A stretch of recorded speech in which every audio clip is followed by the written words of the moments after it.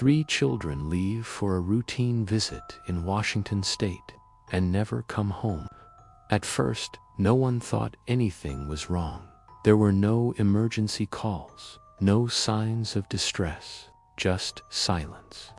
And within days, that silence would turn into one of Washington's most disturbing and closely watched investigations. This is the story of the Decker children and the chilling events that followed their disappearance. In June, the Decker children were scheduled to spend time with their father, visit that on the surface appeared completely ordinary. This wasn't an unexpected arrangement. The family had a plan in place, and there were no immediate red flags reported publicly. The children left home expecting to return, just like they had before.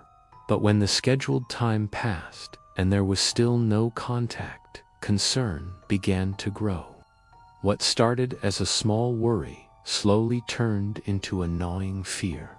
Family members tried to reach out. They called, they texted, hoping for a simple explanation.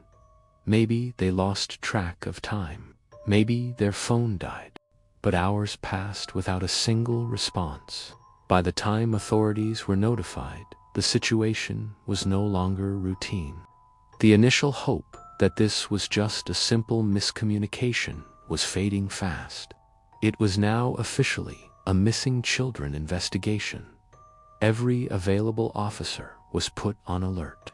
The clock was ticking, and with every passing minute, the chances of a safe return grew slimmer. And investigators would soon realize this wasn't just a delay. It was something far more serious. Law enforcement agencies from across the state quickly began retracing the children's last known movements. Their focus immediately narrowed to central Washington, particularly remote areas that were tied to the father's known travel route. This was a massive undertaking. Search and rescue teams were deployed on the ground. Aerial units, including helicopters and drones, scanned the landscape from above, looking for any sign of a vehicle or a campsite. Ground crews moved through rugged, unforgiving terrain. The area was vast miles of dense wilderness, limited access points, and endless stretches of land with very little visibility. It was like searching for a needle in a haystack, but the stakes were infinitely higher. As time passed, the urgency intensified. The community held its breath, praying for good news. Volunteers joined the search, hoping to make a difference. News crews followed every development, broadcasting the children's faces across the state. Then, investigators made a discovery. One that changed the entire case. It was the moment everyone had been dreading. Officials later confirmed the worst possible outcome. The children were found deceased in a remote, isolated location. The news sent a shockwave of grief through the community and the nation.